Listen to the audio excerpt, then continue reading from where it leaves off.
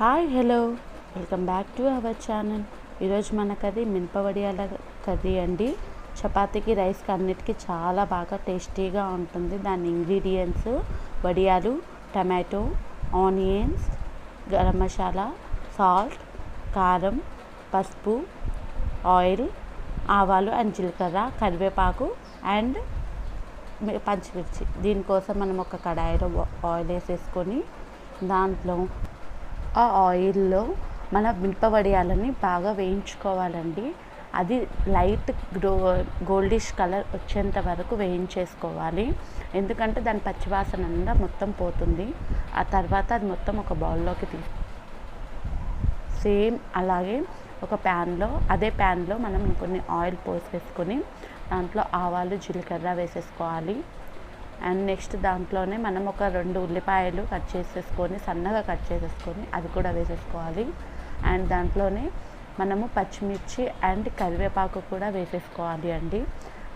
వేసేసుకొని మంచిగా మొత్తం వేయించేసుకోవాలి. వేయించేసుకున్నాక ఈ లోపల మనం టమాటాని మిక్సీ పెట్టేసుకోవాలండి. అది మొత్తం వేగిపోయాక ఈ టమాటో ప్యూరీని దాంట్లో వేసేసుకోవాలి. అది బాగా మొత్తం ఆయిల్ అనేది పైకి తేలుతూ ఉంటుంది. ఆ టైంలో ఆయిల్ పైకి తేలినాక పసుపు, నెక్స్ట్ కారం ఒక 2 స్పూన్స్, అంటే మన కర్రీకి ఎంత స్పైసీనెస్ కావాలో అంత స్పైసీగా మనం వేసుకోవచ్చు, నో ప్రాబ్లం.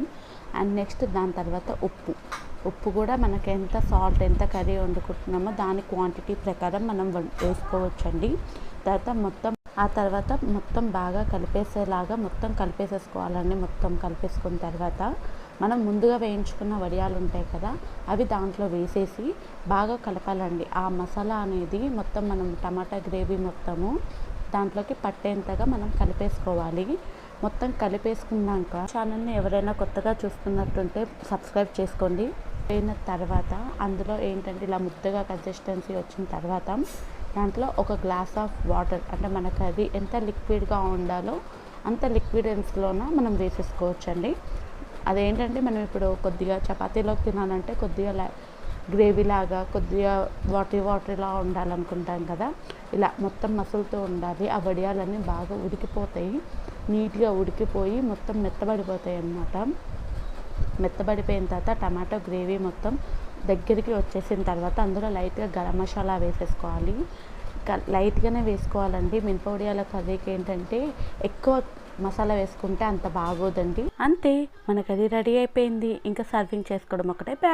ఇది రైస్లో కానీ చపాతీలో కూడా చాలా బాగుంటుంది. మీకు కానీ ఇది నచ్చినట్టయితే లైక్ చేయండి, షేర్ చేయండి, మన ఛానల్ సబ్స్క్రైబ్